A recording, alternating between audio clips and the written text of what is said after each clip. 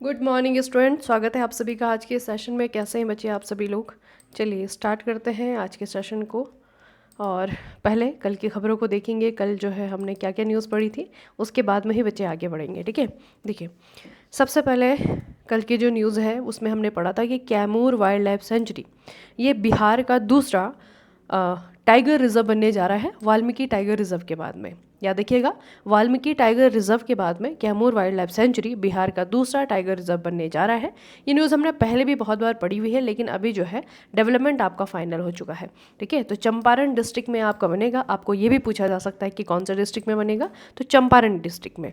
उसके बाद हमने पढ़ा एयर मार्शल नागेश कपूर को भारतीय वायुसेना के वाइस चीफ के रूप में अपॉइंटमेंट मिल गया है।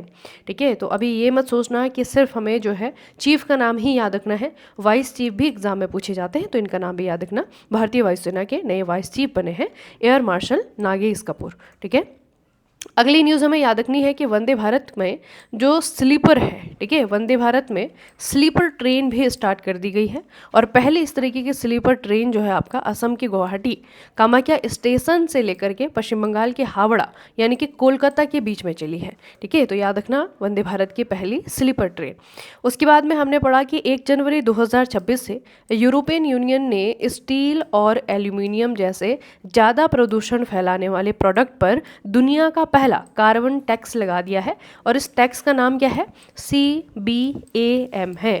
ठीक है, सिंपल सा ऐसा क्वेश्चन भी आपके सामने आ सकता है कि CBAM क्या है। ठीक है, इसका फुल फॉर्म बताइए। तो ये क्या है? Basically carbon border adjustment mechanism, CBAM।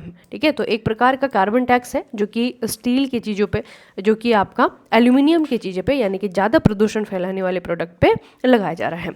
उसके बाद हमको याद रखना है असम। असम देश का पहला ऐसा स्टेट है जिसने कि 8वें राज्य वेतन आयोग का गठन किया है। ठीक है, तो 8वें राज्य वेतन आयोग का गठन करने वाला पहला स्टेट हमारे देश का है असम। उसके बाद बचे दक्षिण अमेरिका में एक देश है जिसका नाम है पेरू। पेरू के द्वारा कुछ ऐसा किया गया है जो कि पहली बार किसी कंट्री ने दुनिया में किया है। देखिए इन्होंने क्या किया, अमेजन में, अमेजन फॉरेस्ट का नाम है बेसिकली ना, तो अमेजन फॉरेस्ट है, अमेजन रिवर के नाम पे इस फॉरेस्ट का नाम पड़ा है। तो अमेजन में एक डंक रहित मधुमक्खी होती है बच्चे, इसका नाम है मेलिपोनिनी। ठीक है, मेलिपोनिनी जनजाति की है। तो इसको जो है कानूनी अधिकार प्रदान किए हैं। ठीक है, याद रखिएगा, एक मधुमक्खी को कानूनी अधिकार प्रदान किए गए हैं एक देश के द्वारा, और देश है दक्षिण अमेरिका में पेरू। उसके बाद IITM पुणे के नेतृत्व में भारतीय वैज्ञानिकों ने मिशन मौसम के तहत 3D printed automatic weather station बनाए हैं। ठीक है, बहुत सारे वेदर स्टेशन बनाए जाएंगे मिशन मौसम के तहत, और सबसे पहले जो वेदर स्टेशन बनाए जा रहे हैं वो है आपका नई दिल्ली में। ठीक है, यह आपके 3D printed automatic weather station नई दिल्ली में जो है सबसे पहली बार इनको बनाया गया है। उसके बाद बचे बहुत इंपॉर्टेंट न्यूज़ है बुल्गारिया, जो कि एक यूरोपियन कंट्री है। बुल्गारिया, ठीक है, यूरोपियन कंट्री है। ये 1 जनवरी 2026 से इसने यूरो मुद्रा को और यूरो जोन में ये आपका शामिल हो गया है। ठीक है, तो यूरो जोन में शामिल होने वाला ये 21वां देश है, आपको याद रखना है, बुल्गारिया। ठीक है, और उसके अलावा बुल्गारिया को अगर हम देखें तो इसकी जो करेंसी होगी बच्चे, आज से इसकी करेंसी जो है यूरो हो जाएगी, और दूसरी जो इसकी अपनी करेंसी है वो है आपके लेव। ठीक है, तो ये भी आपको पूछा जा सकता है, वो भी याद रखेंगे। चलिए अब स्टार्ट करते हैं आज की खबरों को। सबसे पहले न्यूज़ है आपकी कि जो मिनिस्ट्री ऑफ स्टैटिस्टिक्स है, यानी कि जो सांख्यिकी एवं कार्यक्रम कार्यान्वयन मंत्रालय है, इन्होंने अपनी पहचान को आधुनिक बनाने के लिए, ठीक है, जनसंपर्क बढ़ाने के लिए एक नया लोगो और एक शुभांकर यानी कि मैस्कट पेश किया है। ठीक है, याद रखेंगे, एक नया लोगो और एक मैस्कट जो है इनके द्वारा लॉन्च किया गया है। इसमें अशोक चक्र, सत्य, पारदर्शिता और सुशासन का प्रतीक है। ठीक है, तो ये बच्चे आपका क्या है, डेटा फॉर डेवलपमेंट आप देख रहे हैं। तो इस तरीके से जो है आपका एक नया लोगो है, एक नया लोगो जो है इन्होंने लॉन्च किया है, और एक जो है आपका मैस्कट भी है। ठीक है, याद रखेंगे। उसके अलावा लोगो का अगर आप देखें तो विकास के लिए डेटा यानी कि डेटा फॉर डेवलपमेंट, ठीक है, इसकी थीम पर आधारित एक लोगो बनाया है इन्होंने। इसमें जो है आपका रुपीज़ का चिन्ह भी जो है आपका दिखाया गया है, ताकि ये जो है आपका बेसिकली डेडिकेट करता है आर्थिक योजनाओं को, है ना, जितनी भी हमारी इकोनॉमिक पॉलिसीज़ हैं उनको जो है उनमें आपका दिखाता है कि सांख्यिकी की भूमिका क्या है। ठीक है, क्योंकि बच्चे हमारे देश में में कोई भी पॉलिसी, जब हमारे जो नीति निर्माता है उनके द्वारा जब पॉलिसीज़ बनाई जाती हैं, नीतियों का निर्माण किया जाता है, तो वो किसी डेटाबेस होता है ना। पहले डेटा देखा जाता है कि कहाँ पे पॉलिसी की ज़रूरत है, पहली बार जब हमने ये पॉलिसी बनाई थी, ये स्कीम हमने बनाई थी, तो उसके क्या रिजल्ट रहे थे, है ना। तो बेसिकली इन सब चीज़ों को जो है प्रोवाइड करवाता है हमारा ये डिपार्टमेंट, ये मिनिस्ट्री, ठीक है। तो इस तरीके से आपका ये दिखा गया कि हमारा जो इकोनॉमिक डेवलपमेंट है वहाँ पे किस तरीके से हमारा जो स्टेटिस्टिक्स है उसका इंपॉर्टेंस है, ठीक है। तो उसको दिखाने के लिए जो है इन्होंने यहाँ पे आर, आप देख रहे होंगे ये रुपीज़ है बच्चे ना, रुपीज़ का साइन जो है यहाँ पे आपका लगाया है। शुभांकर जो है आपका सांख्यिकी आंकड़ों को आम लोगों तक पहुंचाता है, ठीक है। तो ये बेसिकली जो है आपका एक छोटी सी लड़की आप देख रहे हैं, तो ये एक क्या है कि आम लोगों को जो है आपका डिनोट करते हुए यहाँ पे एक लड़की है, ठीक है। तो याद रखिएगा, आपको पूछा जाएगा कौन से डिपार्टमेंट के द्वारा नया लोगो जो है आपका लॉन्च किया गया है, तो ये है आपका स्टेटिस्टिक्स, ठीक है। अगली न्यूज़ बहुत ही इंपॉर्टेंट है और आप लोगों ने भी इसको कहीं ना कहीं सुन ज़रूर लिया होगा, है ना। तो अभी बच्चे क्या हुआ है कि वेनेजुएला के राष्ट्रपति निकोलस मादुरो, इनको बंदी बनाया गया अमेरिका के द्वारा। आप लोगों ने देखा होगा यूएस ने निकोलस मादुरो और उनकी पत्नी को जो है आपका बंदी बना लिया।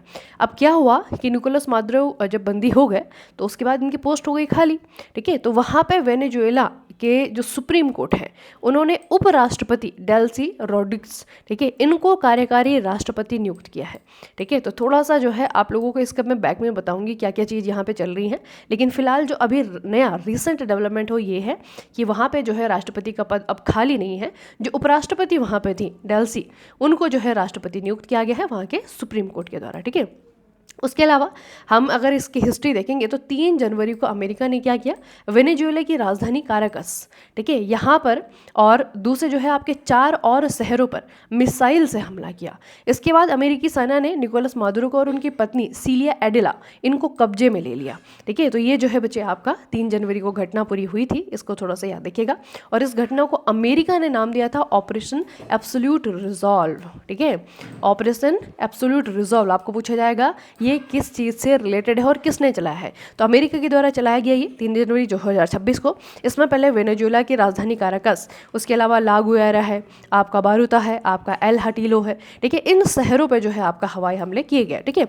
उसके अलावा इसके पीछे अमेरिका ने जो रीज़न बताया है, जो उनका प्राइमरी एम बताया जा रहा है वो ये है कि वेनेजुएला के जो राष्ट्रपति ने निकोलस मादुरो, उनको पकड़ना जो है ज़रूरी हो गया था क्योंकि उन पर अमेरिका ने बहुत सारे जो है आपके आरोप लगाए हैं, ठीक है। उन आरोपों में से जो सबसे इंपॉर्टेंट है वो है बच्चे आपका नार्को टेररिज्म, ठीक है। अब ये नार्को टेररिज्म क्या होता है, तो ये होता है आपका नशीले पदार्थों का आतंकवाद, ठीक है। और नशीले पदार्थों का आतंकवाद क्या है बेसिकली, तो इनके अकॉर्डिंग यानी कि अमेरिका के अनुसार जो निकोलस मादुरो थे वो इस तरीके के नशीले पदार्थों को जो है आपका क्या कर रहे थे, प्रमोट कर रहे थे।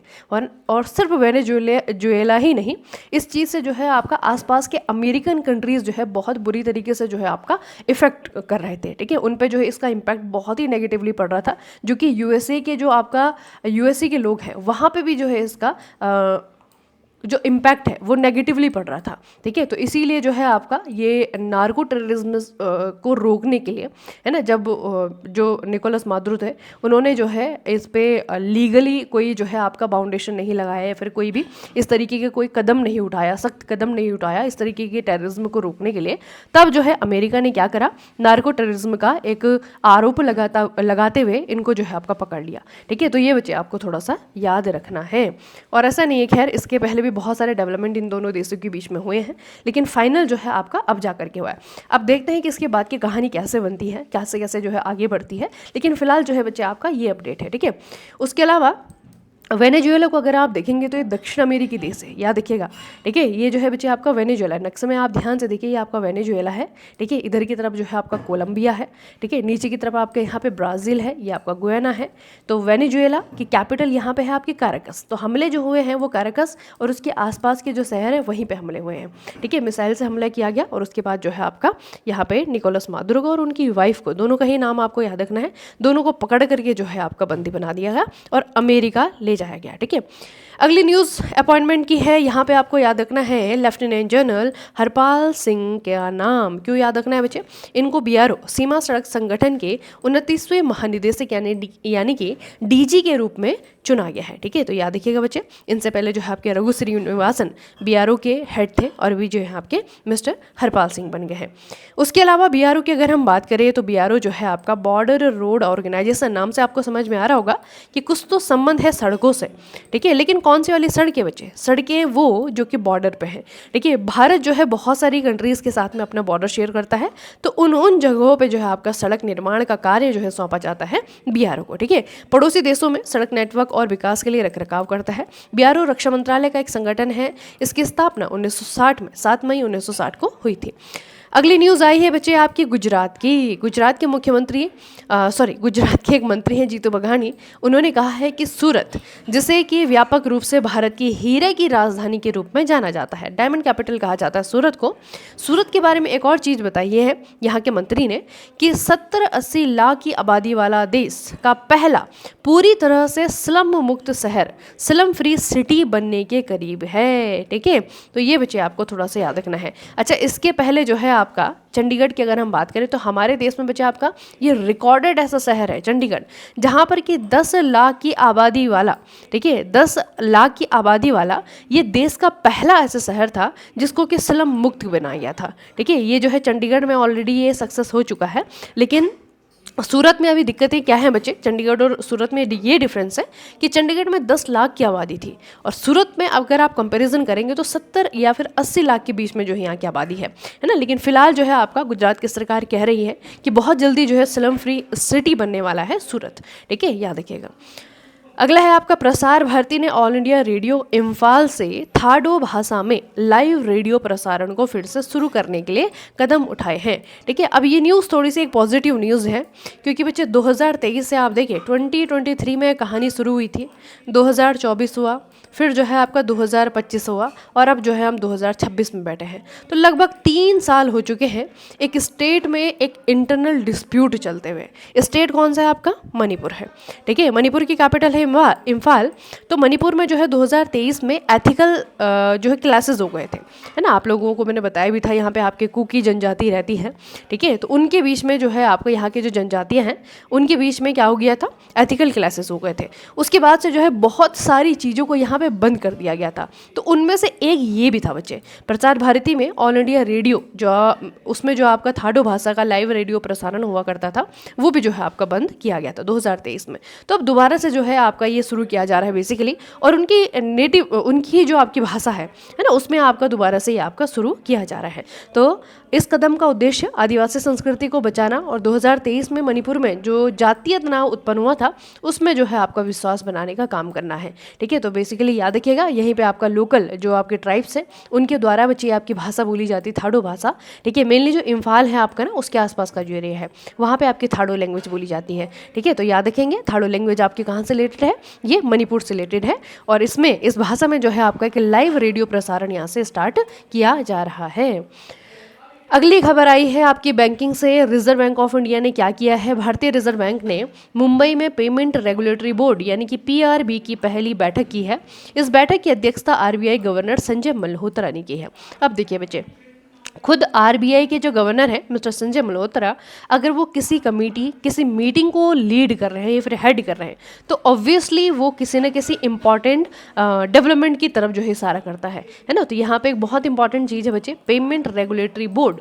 ठीक है, एक ऑर्गेनाइजेशन है, थोड़ा सा इसके बारे में देख लेते हैं। इसकी जो है आपकी मीटिंग हुई है और उस मीटिंग को लीड किया है आरबीआई गवर्नर संजय मल्होत्रा ने। तो ये बोर्ड क्या चीज़ है और कैसे काम करेगा? तो ये पेमेंट रेगुलेटरी बोर्ड एक कानूनी संस्था है। इसे payment and settlement system act 2007 में संशोधन के बाद में बनाया गया था। ठीक है, 9 मई 2025 को दोबारा से ये आपका ये कंप्लीटली लागू हुआ है। पीआरबी को भारत में पेमेंट सिस्टम का फोकस्ड रेगुलेशन और निगरानी करने के लिए जो है आपका बनाया गया है। ठीक है, तो याद रखना बच्चे, अभी हमारा जो पेमेंट सिस्टम है ये सबसे ज़्यादा इस्तेमाल होने वाला पेमेंट सिस्टम है। अगर हम देखेंगे तो ऑनलाइन ट्रांजेक्शन जो हमारे देश में होती है ना, ग्लोबल जो बच्चे आपकी ऑनलाइन ट्रांजेक्शन हो रही है वो सबसे ज़्यादा जो है भारत में हो रही है यूपीआई के माध्यम से। ठीक है, तो पेमेंट सिस्टम सिस्टम पे फोकस रेगुलेशन करने के लिए, उसको जो है मॉनिटर करने के लिए, निगरानी करने के लिए इसे बनाया गया है। तो ये फाइनेंशियल स्थिरता बनाए रखते हुए डिजिटल पेमेंट में सुरक्षा, दक्षता और इनोवेशन सुनिश्चित करता है। तो बहुत इंपॉर्टेंट है आपका PRB, पेमेंट रेगुलेटरी बोर्ड, ठीक है, याद रखिएगा। अगला है, भारत में चावल उत्पादन में चीन को पीछे छोड़ते हुए 150.18 मिलियन के साथ विश्व का सबसे बड़ा उत्पादक बनने का कीर्तिमान स्थापित कर दिया है। देखिए बच्चे, चाइना का अगर हम प्रोडक्शन देखेंगे तो वो है आपका लगभग 145 मिलियन टन, ठीक है, और इस रिकॉर्ड को जो है हमने ब्रेक कर लिया है और हम जो है दुनिया में सबसे ज़्यादा चावल उत्पादन करने वाले देश बन गए हैं, ठीक है। तो याद रहेंगे, अब ये रिसेंट डेटा है बिल्कुल, ठीक है, शॉर्ट न्यूज़ है लेकिन इंपॉर्टेंट है, शॉर्ट में आपको बता रही हूँ लेकिन इंपॉर्टेंट है। तो 150, ठीक है, 150 मिलियन टन के प्रोडक्शन के साथ में भारत जो है दुनिया का सबसे ज़्यादा राइस प्रोड्यूसर स्टेट बन गया है, ठीक है, याद रखिएगा। तो आज की खबरों में जो है हमने पढ़ा निकोलस मादुरो के बारे में, ठीक है, याद रखना बच्चे। वेनेजुएला के बारे में कुछ इंपॉर्टेंट चीज़ें मैं आपको और बताऊंगी, वो भी याद रखिएगा। बाकी RRB जी की जो है प्रिपरेशन आप लोग करते रहिए, कभी भी आपका एग्ज़ाम हो सकता है, ठीक है, नज़दीक है, तो अपनी तैयारियों को कंप्लीट रखिए बच्चे। इन्वायरमेंट की क्लास आपकी स्टार्ट हो चुकी हैं, उसके लिए भी जो है आपकी मॉर्निंग में 9 बजे क्लासेस होती हैं, ठीक है। तो लाइव भी आप लोग दे सकते हैं, बाद में रिकॉर्डेड भी दे सकते हैं। उसके अलावा कोर्सेज में जो है अगर आपको जुड़ना है तो मेक इट इजी मैकेनिकल आप जो है मोबाइल एप्लीकेशन डाउनलोड कर सकते हैं और वहीं से जो है आपको सारे के सारे कोर्सेज का एक्सेस भी मिल जाता है, ठीक है। चलिए बच्चे, मिलते हैं कल के सेशन में, तब तक के लिए पढ़ते रहिए, बढ़ते रहिए, अपना खूब सारा ख्याल रखिएगा। आप सभी का बहुत बहुत धन्यवाद।